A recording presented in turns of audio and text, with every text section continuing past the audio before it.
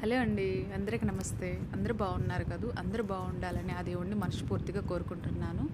ఈరోజు మార్కెట్కి వెళ్ళానండి. మటన్ అంతగా నచ్చలేదు, అందుకని ప్రాన్స్ 3 కేజీస్ తీసుకొచ్చానండి.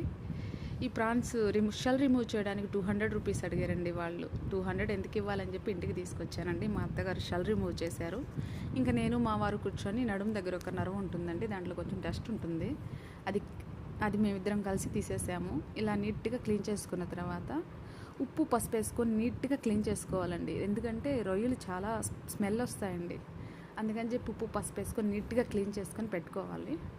పెట్టుకున్న ఈ ప్రాన్స్లో కొంచెము పసుపు, కారం, ఉప్పు, ధనియాల పొడి, అల్లం వెల్లుల్లిపాయ పేస్ట్, కొంచెం పెరుగు వేసుకొని మంచిగా ముక్కకు పట్టేలాగా బాగా మిక్స్ చేసుకోవాలండి. బాగా మిక్స్ చేసుకున్న ఈ మిశ్రమాన్ని ఒక 20 to 30 మినిట్స్ అలా వదిలేయాలండి. ఎందుకంటే ఇది బాగా మ్యారినేట్ అవుతుంది, అప్పుడు మనకు టేస్ట్ బాగా వస్తుందండి బిర్యానీ. ఈ లోపల నేను ఎర్రగడ్డలు, టమాటాలు, పచ్చిమిరపకాయలు నీట్గా కడుక్కొని కట్ చేసుకున్నాను మనకు సరిపోయే విధంగా. కరివేపాకు, కొత్తిమీర, పుదీనా కూడా నీట్గా కట్ చేసుకున్నానండి.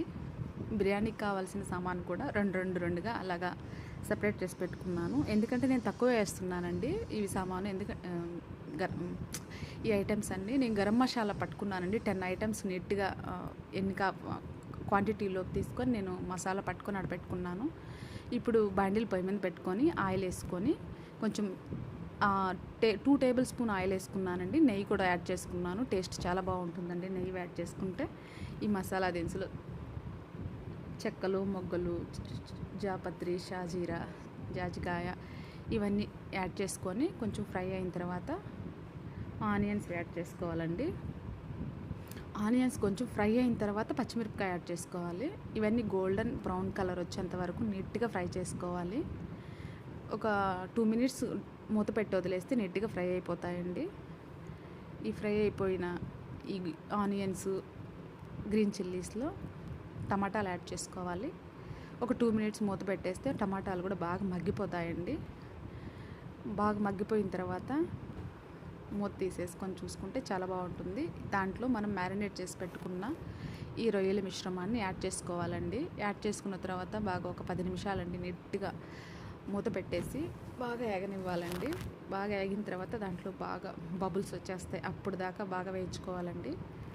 చూడండి ఇలాగా. ఇప్పుడు నేను వేడి చేసుకున్న వాటర్ని ఆల్రెడీ బాయిల్ చేసుకున్నాను. నేను 3.5 గ్లాస్ రైస్ తీసుకున్నానండి. 6 గ్లాసెస్ వాటర్ వేసుకుంటున్నాను. ఈ వాటర్ అంటే మనం ముందుగానే బాయిల్ చేసుకుని వేసుకున్నాం కాబట్టి తొందరగా రెడీ అయిపోతుందండి. చూడండి 80% రెడీ అయిపోయింది. ఇప్పుడు కొంచెం పుదీనా, కొత్తిమీర వేసుకొని